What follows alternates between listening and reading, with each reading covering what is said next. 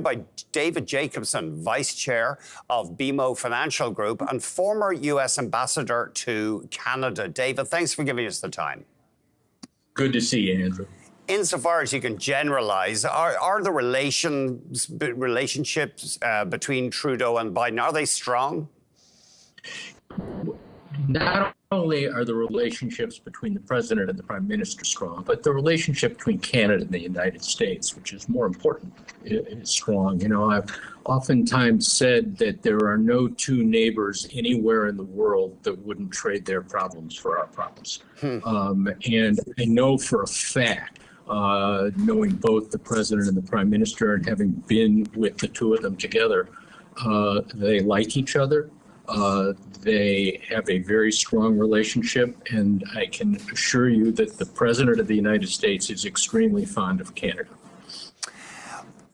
I have read criticism of President Biden, though, this week that former President Trump brought in protectionist policies, many of which Biden has not repealed.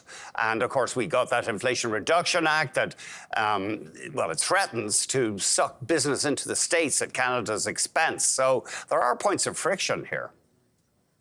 Well, look, there has never been a time in the relationship between our two countries where everything is perfect, and there never will be a time because our interests are a little bit different. But in the scheme of trade, in the scheme of the literally billions of dollars that move across the border every single day, the issues that you're talking about are not, they're kind of a rounding error. But having said that, I think one of the things that the United States hopes will be the case, not just in Canada, but in other countries around the world, is they will do their own equivalent of the Inflation Reduction Act, their own effort to increase the transition from the carbon economy to the renewable economy. And I think that's one of the things that the president and the prime minister are going to talk about today. What about immigration? Is that a point of contention between the two countries?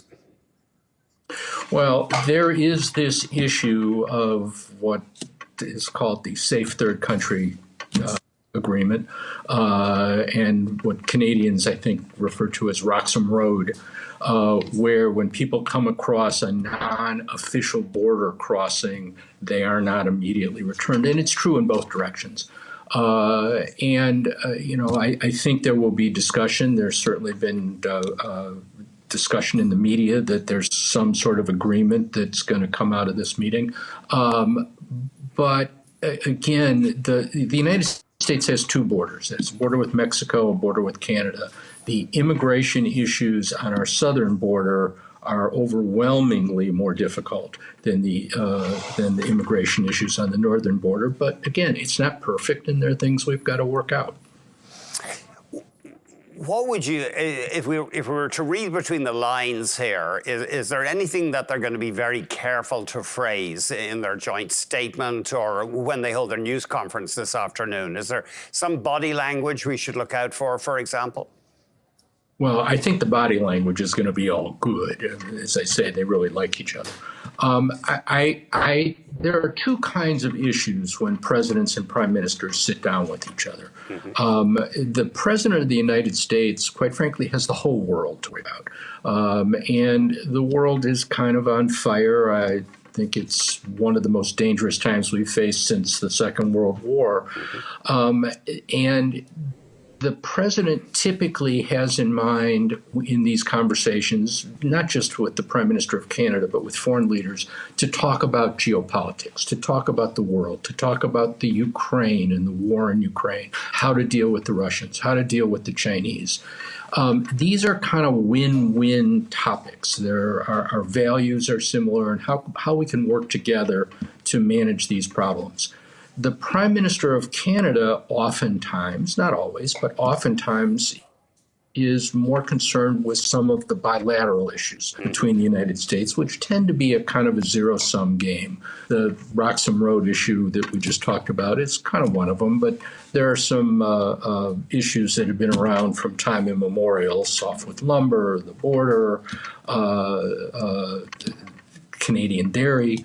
There are several of them, and those tend to come up as well. But to the extent that this meeting is going to be deemed important in the long haul, years from now, I think it's going to be important because of the focus on these geopolitical issues more than the bilateral issues, which tend to get sorted out along the way, particularly when we cooperate on the big things.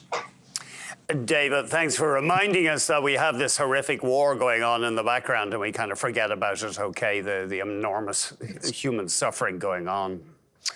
Thank you. It's horrible. Thank